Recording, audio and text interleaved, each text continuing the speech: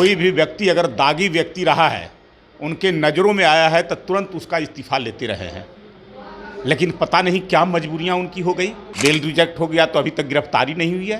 तो ये मुख्यमंत्री को बताना चाहिए ना कि न बचाते हैं न फंसाते हैं, वो कठपुतली मात्र रह गए हैं और असल रियल में मुख्यमंत्री तेजस्वी है, उसके आगे ये नतमस्तक हैं, किसी का कुछ कर नहीं सकते। नमस्कार, आप देख रहे हैं लाइव सिटीज़। मैं हूं आपके स्टार एवं मुख्यमंत्री नीतीश कुमार के साथ साथ उप मुख्यमंत्री तेजस्वी यादव ने प्रधानमंत्री नरेंद्र मोदी के साथ साथ पूरे बीजेपी पर जोरदार हमला बोला है। ऐसे में इस वक्त हमारे साथ बीजेपी के प्रवक्ता प्रेम रंजन पटेल हैं, हम उनसे बात करेंगे। मुख्यमंत्री नीतीश कुमार का कहना है कि हम लोग तो भ्रष्टाचारियों को नहीं बचाते हैं। ये तो सामने न नजर आ रहा है कि कथनी और करनी में अंतर है। मुख्यमंत्री का जो यूएसपी था कि हम न किसी को बचाते हैं न किसी को फंसाते हैं, और अपने स्वभाव के मुताबिक जब भी किसी पर कोई आरोप लगा है, कोई भी व्यक्ति अगर दागी व्यक्ति रहा है, उनके नज़रों में आया है तो तुरंत उसका इस्तीफा लेते रहे हैं। लेकिन पता नहीं क्या मजबूरियां उनकी हो गई कि लॉ मिनिस्टर और जिनको कोर्ट में बेल लेना था और वो मंत्री का शपथ लिए, और उस व्यक्ति को जैसे पता चला मुख्यमंत्री को, तो उसके बावजूद जो है से उनको हटा नहीं सके। अब स्थितियाँ यही थी कि लगता है कि उनके बस में नहीं था हटाना, वो मजबूर थे।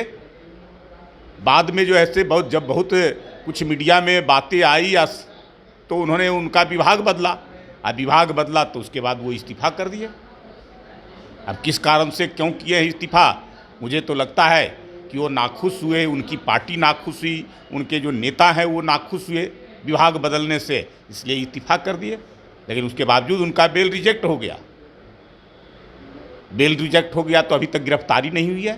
तो ये मुख्यमंत्री को बताना चाहिए ना कि न बचाते हैं न फंसाते हैं, तो फिर क्यों अपराधियों को संरक्षण दे रहे हैं। उनके मंत्रालय में, उनके कैबिनेट में आज 2 दर्जन ऐसे दागी मंत्री बने हुए हैं, और दर्जन मंत्री ऐसे हैं जिन पर गंभीर आरोप है। किसी पर अपहरण का है तो किसी पर हत्या का भी है, किसी पर धान बेचने का है, किसी पर नाबालिग लड़कियों के साथ छेड़छाड़ करने का पैक्सो एक्ट का मुकदमा है। तो आप जो है से क्या कर रहे हैं, आपका कहाँ जा रहा है यूएसपी। मुख्यमंत्री जी जो बात कहते हैं मीडिया में, तो कम से कम उसको ज़मीन पर उतार करके दिखाइए, करके दिखाइए। पर नीतीश कुमार ने तो कल कहा कि मैंने तो इस्तीफा ले लिया, वो तो इस्तीफा दे दिए। इस्तीफा कहाँ, मुख्यमंत्री ने तो इस्तीफा नहीं लिए थे। मुख्यमंत्री ने विभाग बदला, उसमें गुस्से में आकर करके उन्होंने इस्तीफा किया, या उनके नेताओं का आदेश हुआ होगा कि इस्तीफा करो। विभाग क्यों बदला, वो नाराज़ थे इसलिए। तब मुख्यमंत्री को अगर जैसे ही पता चला कि ये वारंटी हैं, इनके ऊपर मुकदमा है, बेल हाई कोर्ट से रिजेक्ट हो गया है और कोर्ट ने केवल 1 तारीख तक का, 1 सितंबर तक का मोहलत दिया है कि कोई कानूनी कार्रवाई नहीं होगी, तो फिर मुख्यमंत्री क्यों जो है से उनसे इस्तीफा नहीं लिया और अंतिम समय में उनसे केवल जो है से उनका विभाग बदले। तो कहाँ इस्तीफा लिए, वो तो अपने से इस्तीफा किए हैं। और तो बैठे हैं उनके मंत्रालय में, उनके कैबिनेट में मंत्री, उन लोगों से क्यों नहीं ले रहे हैं इस्तीफा। गंभीर प्रकार के आपने ही भेजा था, धान घोटाला का मामला और जेल आपने भेजा था, उनको आपने कृषि मंत्री बनाया है। क्या स्थिति है रामानंद यादव के बारे में कौन नहीं जानता है, पूरा बिहार जाता है। सुरेंद्र यादव के बारे में कौन नहीं जानता है। गोली रखने के लिए शिक्षा मंत्री यहीं एयरपोर्ट पर गिरफ्तार हुए थे। तो आप कैसे कैसे लोगों को रखे हुए हैं, किन लोगों को रखे हुए हैं, और केवल जो है से बताते हैं। मुख्यमंत्री जी बेबस, लाचार और मजबूर हैं। उनकी लगती है कि इस सरकार में कुछ चलती नहीं है, वो कठपुतली मात्र रह गए हैं, और असल रियल में मुख्यमंत्री तेजस्वी है, उसके आगे ये नतमस्तक हैं, किसी का कुछ कर नहीं सकते। उप मुख्यमंत्री हैं तेजस्वी यादव, कह रहे हैं कि बीजेपी के 1000 से ज़्यादा विधायक हैं, 300 से ज़्यादा सांसद हैं, पर उनके घर पे तो कभी सीबीआई की छापेमारी नहीं होती है। वो क्या दूध से धुले हुए हैं। आप तेजस्वी जी, आप प्रमाण ला के दीजिए ना। अगर किसी के ऊपर कोई है मामला या कुछ आपके पास कागजात है, कोई साक्ष्य है, सबूत है, तो आप लाके दीजिए, कार्रवाई होगा। सीबीआई, ईडी, इनकम टैक्स किसी को देख करके काम नहीं करती है, वो स्वतंत्र तरीके से काम करती है। जिसके ऊपर भी कोई आरोप लगेगा वो करेगा।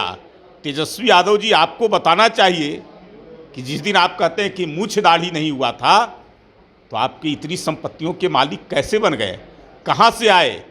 लोग दान पर दान दे रहे हैं, साधारण व्यक्ति को तो कोई दान देता नहीं है।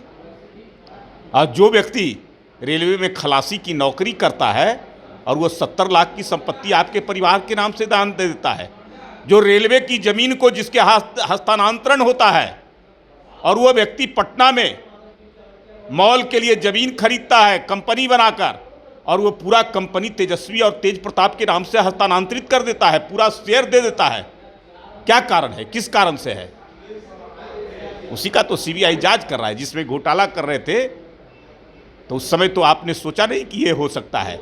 और आपके पिताजी जेल में बेल पर हैं, किस मामले में? 5 मामले चारा घोटाला से संबंधित जिन पर मुकदमा है और सज़ा भी हुआ है, वो बेल पर अभी बाहर हैं, सज़ा हो चुकी है। अभी और कई मुकदमे चल रहे हैं और आप भी ट्रायल पर हैं, आप पर भी एफआईआर हुआ है तेजस्वी जी।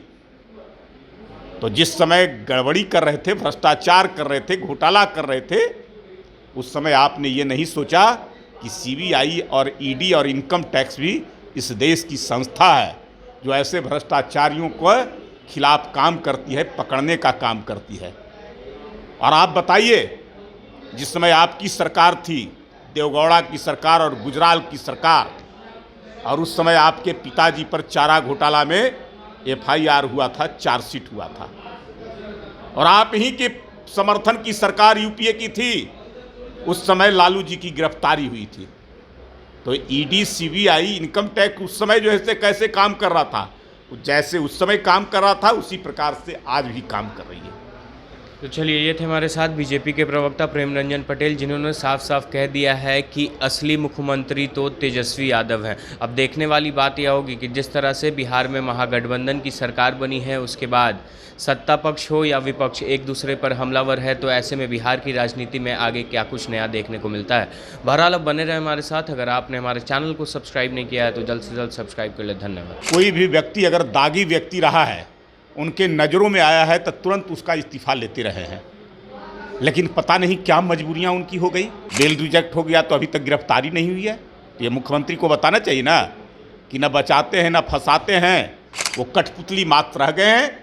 और असल रियल में मुख्यमंत्री तेजस्वी है, उसके आगे ये नतमस्तक हैं, किसी का कुछ कर नहीं सकते।